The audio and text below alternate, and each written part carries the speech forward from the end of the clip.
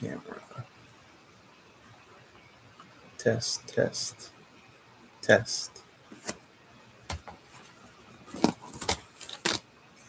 Okay, hold on a second.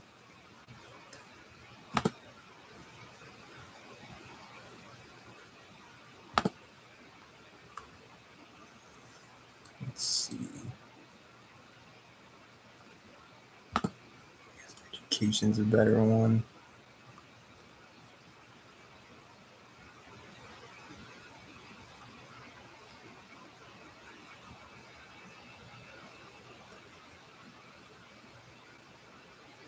For some reason, it's not.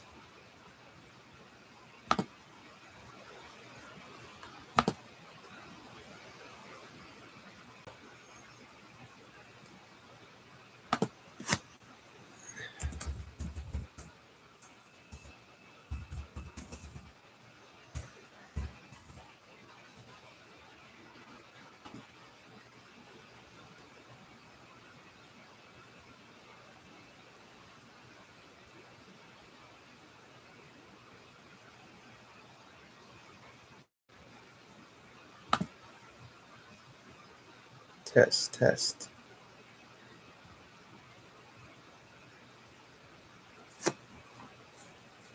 I guess I can have a pure audio stream.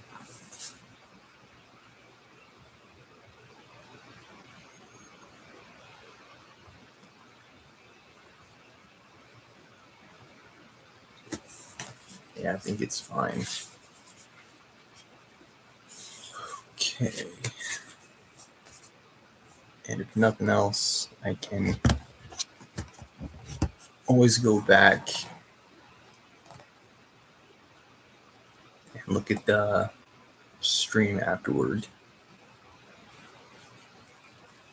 Okay. So this is chapter 1. Gabriel Garcia Marquez's 100 Years of Solitude. I hope you all enjoy. There's a family tree that's depicted.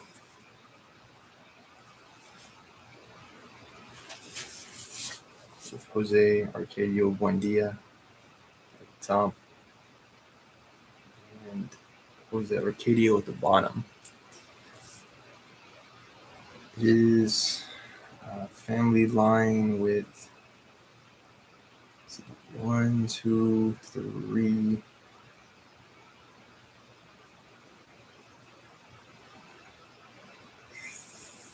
6 generations, if I'm not mistaken. 6 generations represented. All right, here I go. Starting in chapter 1, page 1.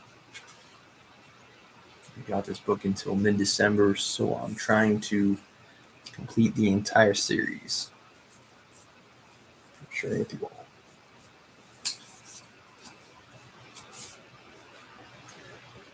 Many years later, as he faced the firing squad, Colonel Aureliano Buendia used to remember that distant afternoon. His father took him to discover ice. At that time, Wakanda was a village of 20 adobe houses, built on the bank of a river of clear water that ran along a bed of polished stones, which were white and enormous, like prehistoric eggs. The will was so recent that many things lacked names, and in order to indicate them, it was necessary to point.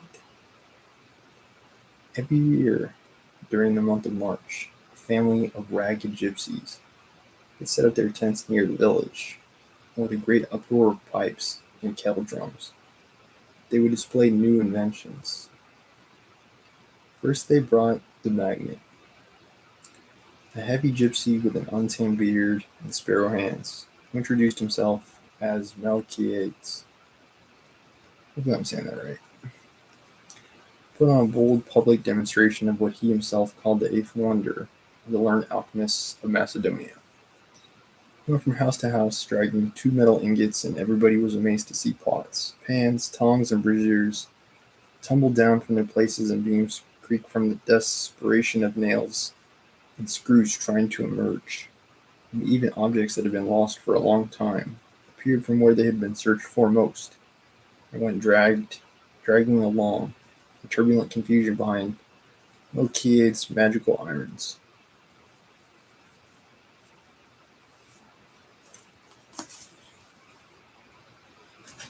Things have a life of their own, the gypsy proclaimed with a harsh accent.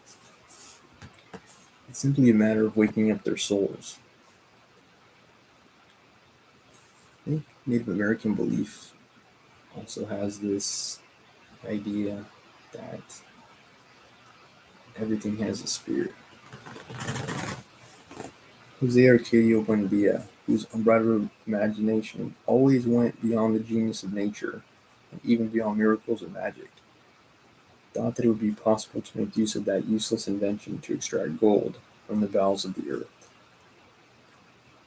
Melchiades, who was an honest man, warned him, "It won't work for that." Jose Arkidio Buendia at the time did not believe in the honesty of gypsies, so he traded his mule and a pair of goats for the 2 magnetized ingots.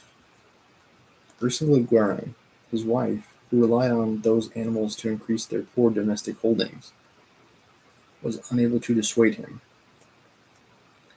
"Very soon we'll have gold enough and more to pave the floors of the house," her husband replied. For several months he worked hard to demonstrate the truth of this idea. He explored every inch of the region, even the riverbed, dragging the 2 iron ingots along and reciting Melchiad's incantation aloud. The only thing he succeeded in doing was to unearth a suit of 15th century armor, which had all of its pieces soldered together with rust, and inside of which there is the hollow resonance of an enormous stone-filled gourd. When Jose Arkidio Buendia and the 4 men of his expedition managed to take the armor apart, they found inside a calcified skeleton with a copper locket containing a woman's hair around its neck. In March, the gypsies returned. This time they bought a telescope and a magnifying glass the size of a drum, which they exhibited as the latest discovery of the Jews of Amsterdam. They placed the gypsy woman at one end of the village and set up the telescope at the entrance to the tent. At the price of 5 reals, people could look into the telescope and see the gypsy woman an arm's length away. "Science has eliminated distance," Melchiades proclaimed. "In a short time, man will be able to see what is happening in any place in the world without leaving his own house." Certainly that's possible in our time through the use of the internet. The burning noonday sun brought out a startling demonstration with a gigantic magnifying glass. They put a pile of dry hair in the middle of the street and set it on fire by concentrating the sun's rays. Jose Arkidio Buendia, who had still not been consoled for the failure of his magnets, conceived the idea of using that invention as a weapon of war. Again, Melchiades tried to dissuade him, but he finally accepted the 2 magnetized ingots and 3 colonial coins in exchange for the magnifying glass. Ursula wept in consternation. That money was from a chest of gold coins that her father had put together over an entire life of privation, and that she had buried underneath her bed in hopes of a proper occasion to make use of it. Jose Arkidio Buendia made no attempt to console her, completely absorbed in his tactical experiments with the abnegation of a scientist, and even at the risk of his own life, in an attempt to show the effects of the glass on enemy troops. He exposed himself to the concentration of the sun's rays and suffered burns, which turned into sores that took a long time to heal.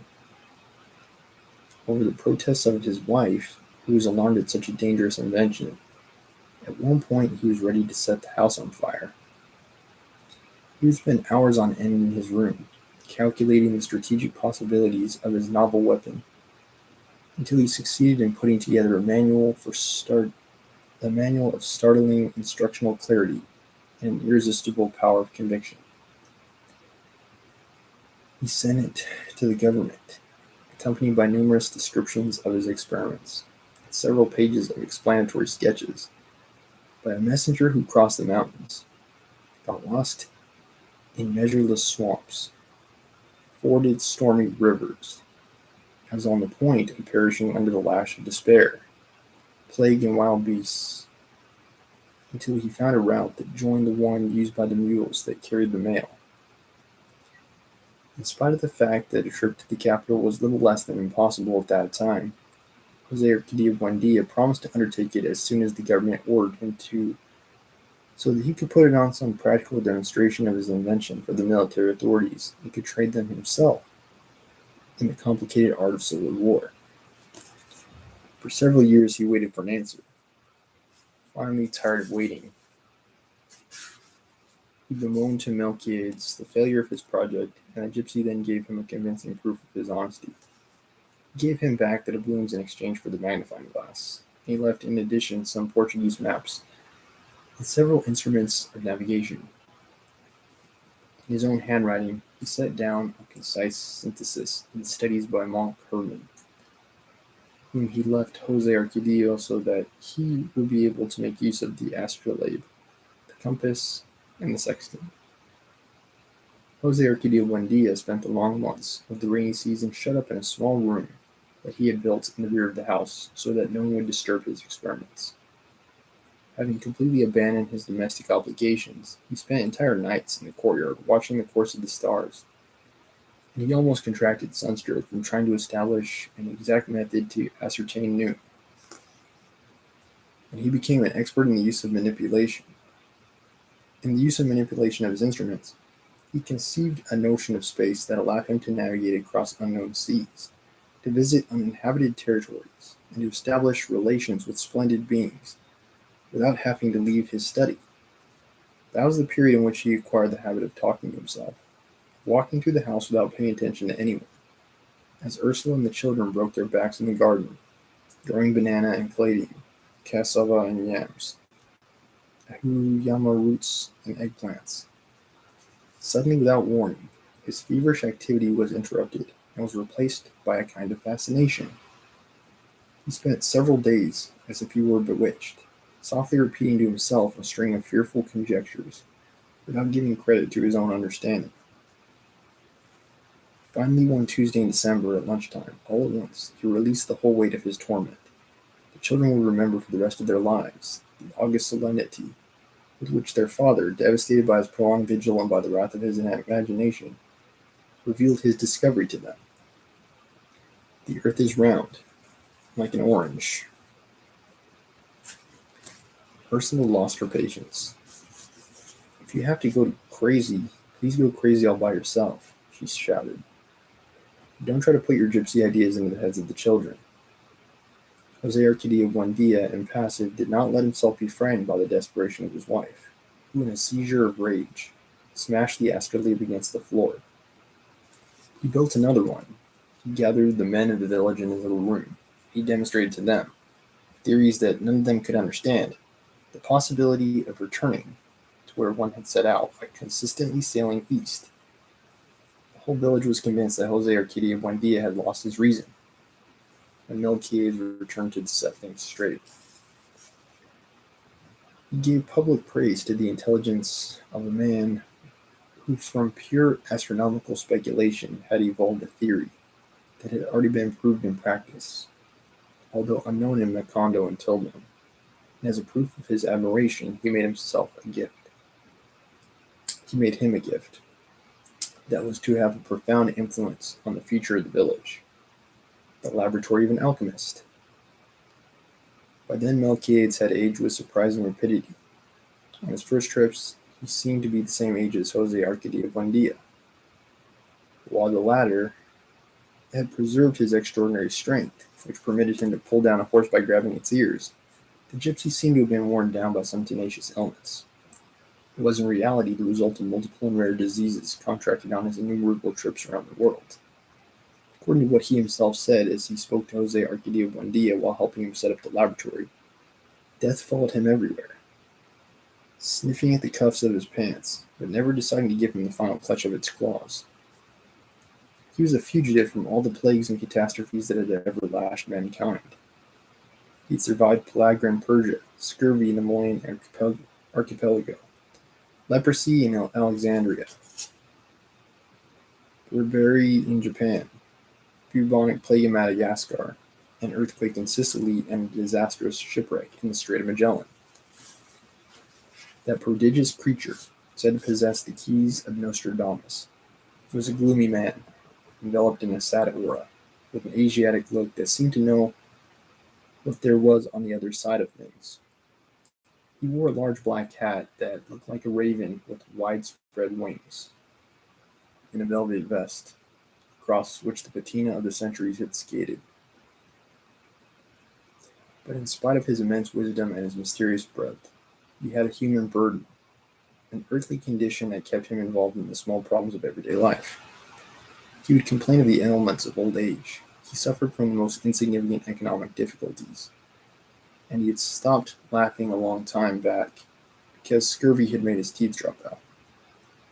On that suffocating noontime when the gypsy revealed his secrets, Jose Arkidio Buendia had the certainty that that was the beginning of a great friendship. The children were startled by fantastic stories. Aureliano, who could not have been more than 5 at the time, would remember him for the rest of his life as he saw him that afternoon, sitting against the metallic and quivering light from the window, lighting up with his deep organ voice the darkest reaches of the imagination, while down over his temples there flowered the grease that was being melted by the heat. Jose Arkidio, his older brother, would pass on that wonderful image as a hereditary memory to all his descendants. Ursula, on the other hand, held a bad memory of that visit, for she had entered the room just as Marquez had carelessly broken a flask of white chloride of mercury. "It's the smell of the devil," she said. "Not at all," Marquez corrected her. "It's been proven that the devil has sulfuric properties, and this is just a little corrosive sublimate." Always didactic, he went into a learned position of the diabolical properties of cinnabar, but Ursula paid no attention to him, while she took the children off to pray. The biting odor would stay forever in her mind, linked to the memory of Marquez. The rudimentary laboratory, in addition to a profusion of pots, funnels, retorts, filters,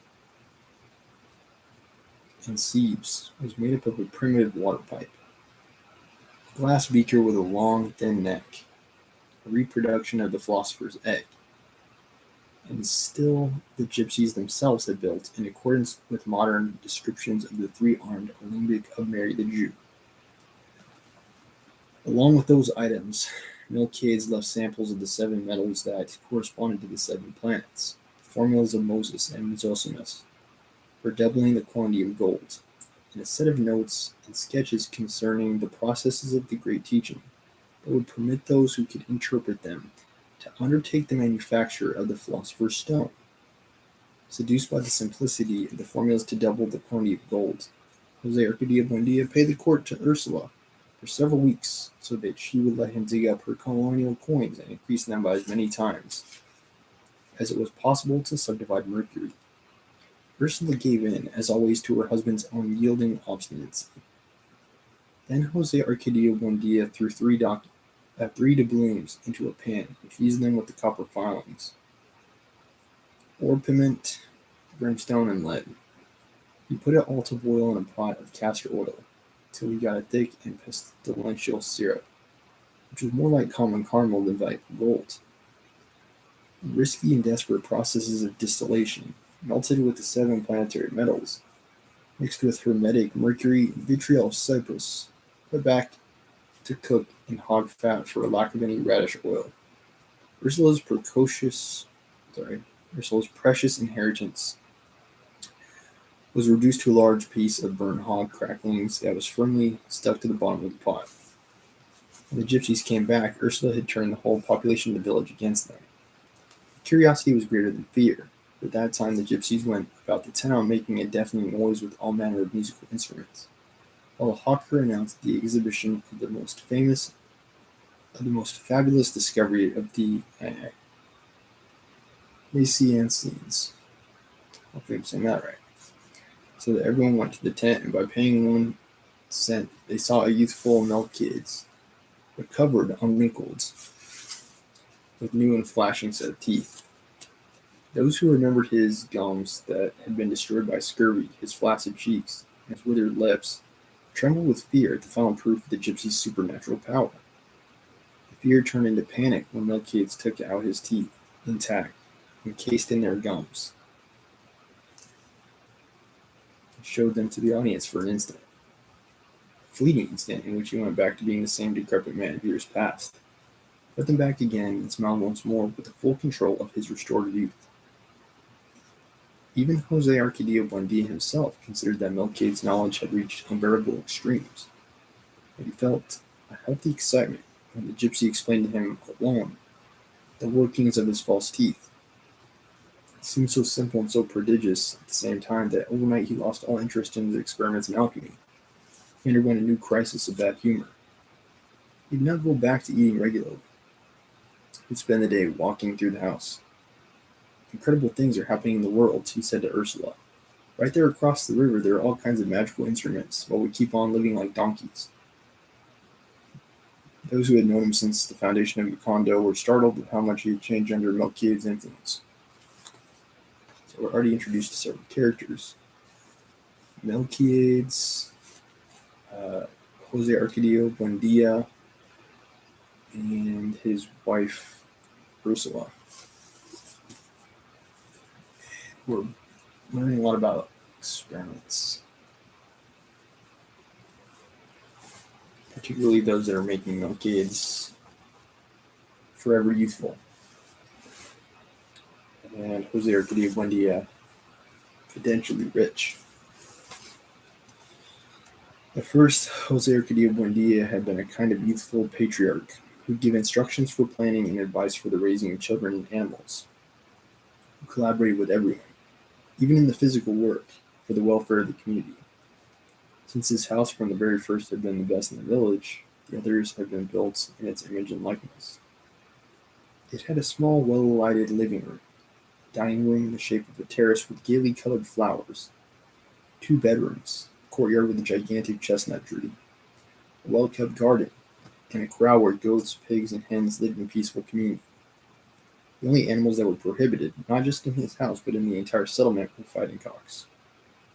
Ursula's capacity for work was the same as that of her husband. Active, small, severe.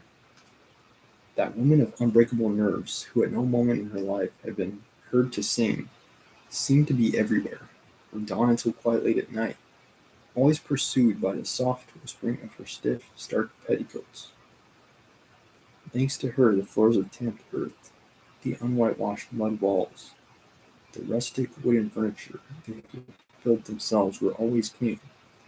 The old chests where they kept their clothes exhaled the warm smell of basil. Jose Arkidio Buendia, who was the most enterprising man ever to be seen in the village, had set up the placement of the houses in such a way that from all of them one could reach the river and draw water with the same effort. He lined up the streets with such good sense that no house got more sun than another during the hot time of day. Within a few years, Macondo was a village that was more orderly and hardworking than any known until then by its 300 inhabitants. It was a truly happy village where no one was over 30 years of age and where no one had died. Since the time of its founding, Jose Arkidio Buendia had built traps and cages. In a short time, he filled not only his house, but all those in the village with troupials, canaries, bee-eaters, and redbreasts.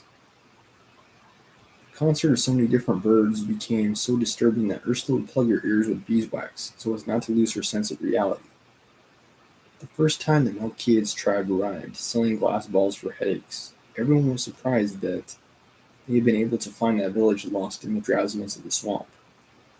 And the gypsies confessed that they found their way by the song of the birds. That spirit of social initiative disappeared in a short time, pulled away by the fever of the magnets, the astronomical calculations, the dreams of transmutation, the urge to discover the wonders of the world. From a clean and active man, Jose Arkidio Buendia changed into a man lazy in appearance, careless in his dress, with a wild beard that Ursula managed to trim with great effort, and a kitchen knife. There were many who considered him the victim of some strange spell, but even those most convinced of his madness left work and family to follow him. When he brought out his tools to clear the land, he asked the assembled group to open a way that would put Macondo in contact with the great inventions. Jose Arkidio Buendia was completely ignorant of the geography of the region.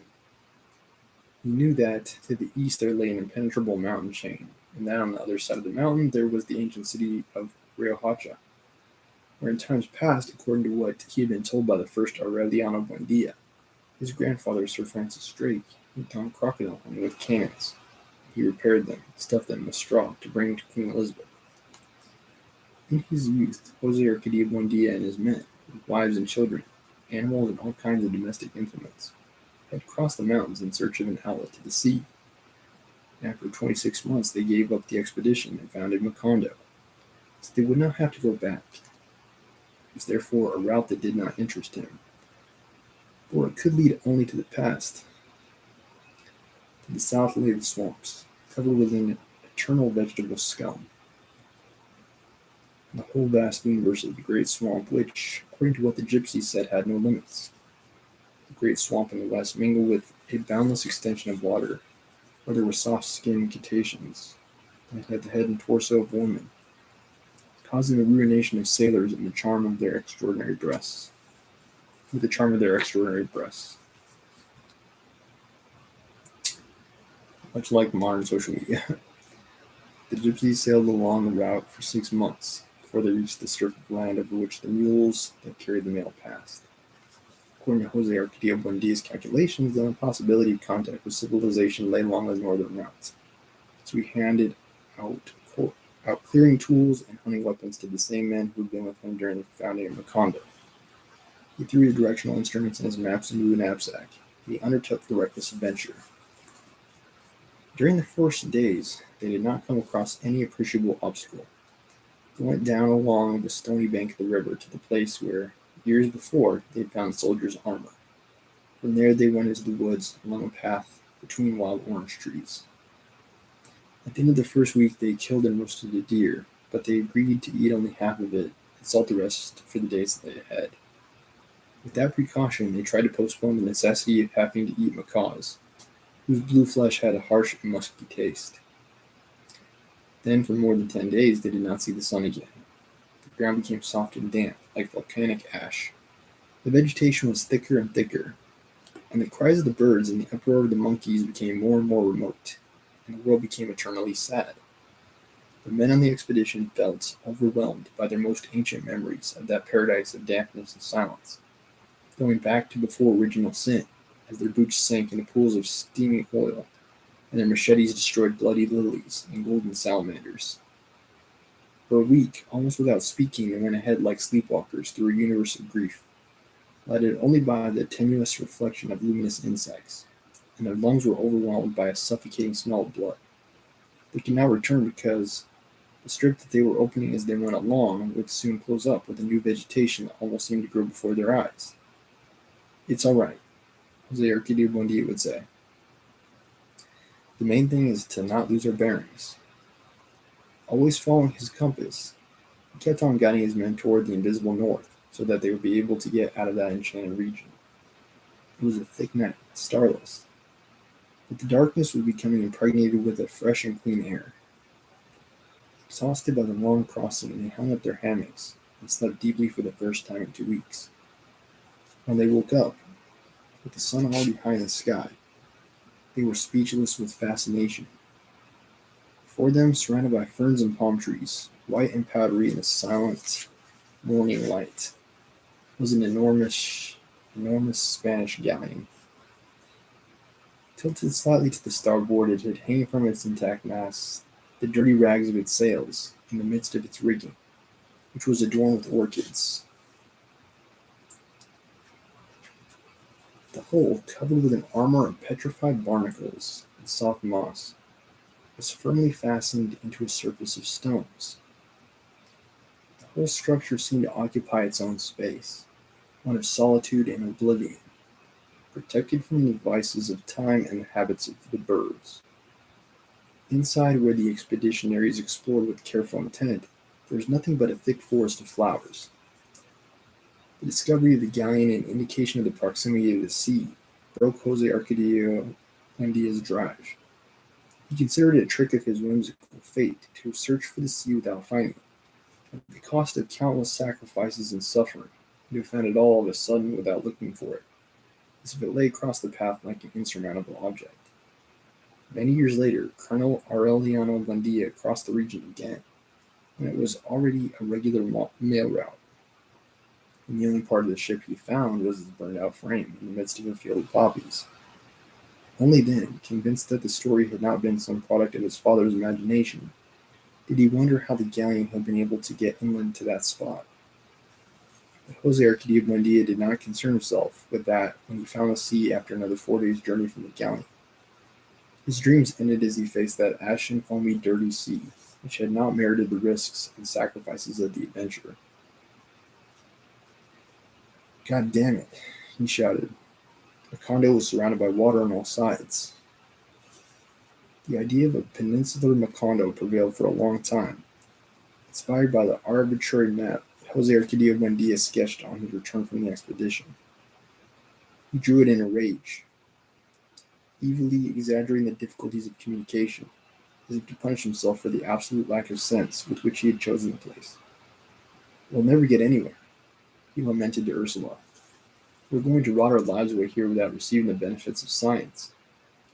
That certainty mulled over for several months in the small room he used as a laboratory, brought him to the conception of the plan to move Macondo to a better place. But that time Ursula had anticipated his feverish designs. With the secret and implacable labor of a small ant, she predisposed the women of the village against the flightiness of their husbands, who were already preparing for the move. Jose Arkidio Buendia did not know at what moment or because of what adverse forces his plan had become enveloped in a web of pretexts, disappointments, and evasions until it turned into nothing but an illusion. Ursula watched him with innocent intention, and even felt some pity for him on the morning when she found him in the back room muttering about his plans for moving, as he placed his laboratory pieces in their original boxes. She let him finish. She let him nail the boxes and put his initials on them with an ink brush, without reproaching him. But knowing now that he knew, because she had heard him say so in his soft monologues, that the men of the village would not back him up in his undertaking. Only when he began to take down the door of the room did Ursula dare ask him what he was doing. He answered with a certain bitterness, "Since no one wants to leave, we'll leave all by ourselves." Ursula did not become upset. "We will not leave," she said. "We will stay here because we have had a son here." "We have still not had a death," he said. "A person does not belong to a place until there is someone dead under the ground." Ursula replied with a soft firmness, "If I have to die for the rest of you to stay here, I will die." Jose Arkidio Buendia had not thought that his wife's will was so firm. He tried to seduce her with the charm of his fantasy, with the promise of a prodigious world where all one had to do was sprinkle some magic liquid on the ground and the plants would bear fruit, whenever a man wished, and where all manner of instruments against pain were sold at bargain prices. But Ursula was insensible to his clairvoyance. "Instead of going around thinking about your crazy inventions, you should be worrying about your sons," she replied. "Look at the state they're in, running wild just like donkeys."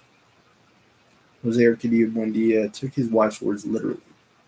He looked out the window and saw the barefoot children in the sunny garden, and he had the impression that only at that instant they began to exist, conceived by Ursula's spell. Something occurred inside him then, something mysterious and definitive that uprooted from him in his own time and carried him adrift through an unexplored region of his memory. While Ursula continued sweeping the house, which was safe now from being abandoned for the rest of her life, he stood there with an absorbed look, contemplating the children until his eyes became moist, and he dried them with the back of his hand, exhaling a deep sigh of resignation. "All right," he said. "Tell them to come help me take the things out of the boxes." Jose Arkidio, the older of the children, was 14. He had a square head, thick hair, and his father's character. Although he had the same impulse for growth and physical strength, it was early evident that he lacked imagination.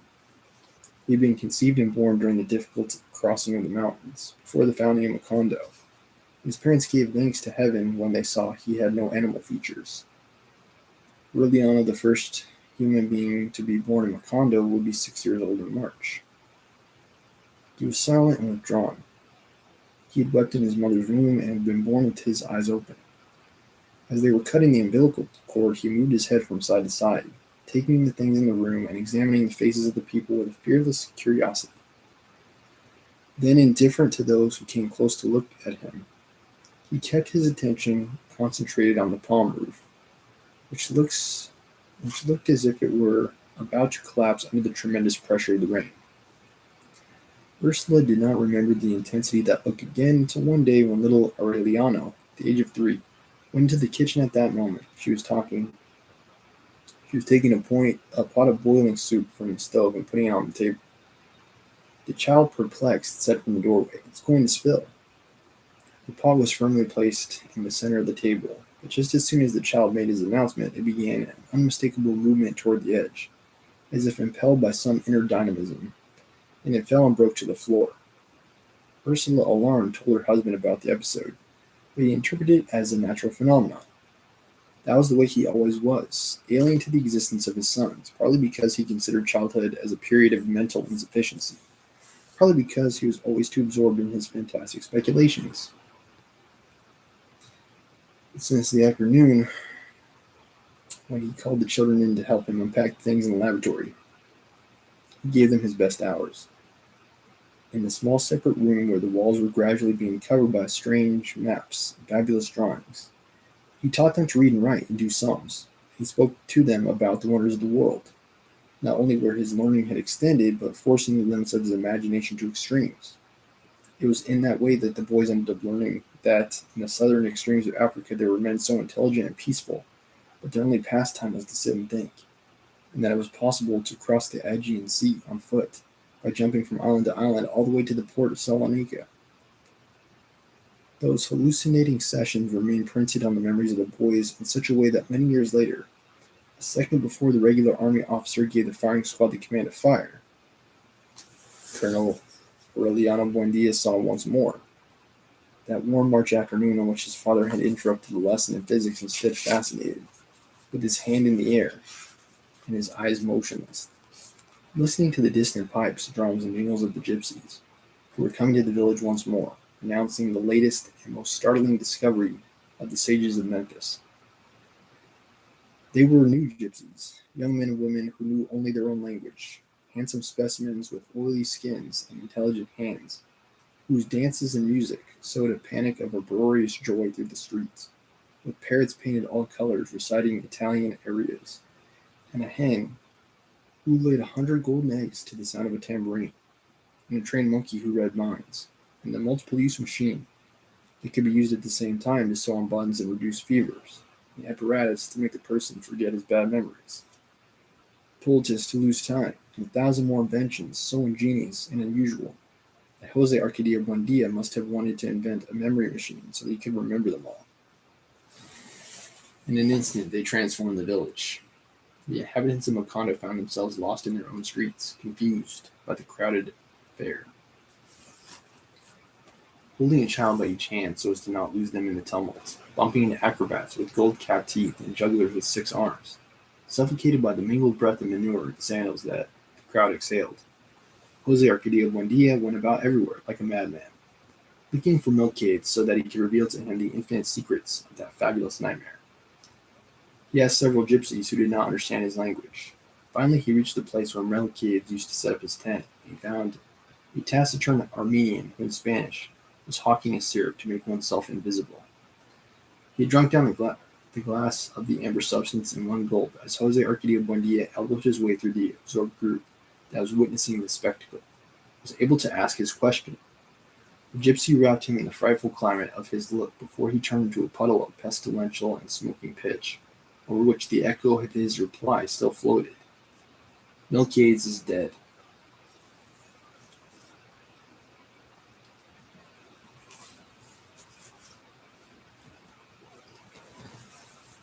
Upset by the news, Jose Arkidio Buendia stood motionless, trying to rise above his affliction until the group dispersed, called away by other artifices, and the puddle of the taciturn army evaporated completely. Other gypsies confirmed later on that Milkades had in fact succumbed to the fever on the beach at Singapore, and that his body had been thrown into the deepest part of the Java Sea. The children had no interest in the news. They insisted that their father take them to see the overwhelming novelty of the sages of Memphis that was being advertised at the entrance of the tent that, according to what was said, had belonged to King Solomon. They insisted so much that Jose Arkidio Buendia paid the 30 reals and led them into the center of the tent, where there was a giant with a hairy torso and a shaved head, with a copper ring in his nose and a heavy iron chain on his ankle, watching over a pirate chest. When it was opened by the giant, the chest gave off a glacial exhalation. Inside there was only an enormous transparent block, with infinite internal needles in which the light of the sunset was broken up into colored stars. Disconcerted, knowing that the children were waiting for an immediate explanation, Jose Arkidio Buendia ventured a murmur. "It's the largest diamond in the world." "No," the gypsy countered, "it's ice." Jose Arkidio Buendia, without understanding, stretched out his hand toward the cake. But the giant moved it away. 5 reals more to touch it, he said. Jose Arkidio Buendia paid them and put his hand on the ice, and held it there for several minutes, as his heart filled with fear and jubilation at the contact with mystery. Without knowing what to say, he paid 10 reals more so that his sons could have that prodigious experience. Little Jose Arkidio refused to touch it. Aureliano, on the other hand, took a step forward and put his hand on it, withdrawing it immediately. "It's boiling," he exclaimed, startled. But his father paid no attention to him. Intoxicated by the evidence of the miracle, he forgot at that moment about the frustration of the delirious undertakings in Milkade's body, abandoned to the appetite of the squids. He paid another 5 reals, and with his hand on the cake, as if giving testimony on the Holy Scriptures, he exclaimed, "This is the greatest invention of our time."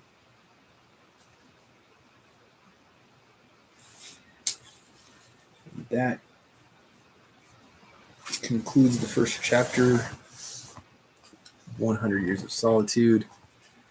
We've already been introduced to several characters: Milkades, Colonel Aureliano Buendia, Ursula, Jose Arkidio Buendia, and the town of Macondo.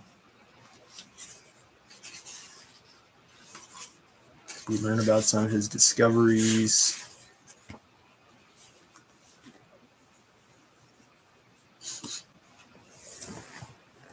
And that of ice, she's saying is the greatest invention of their time.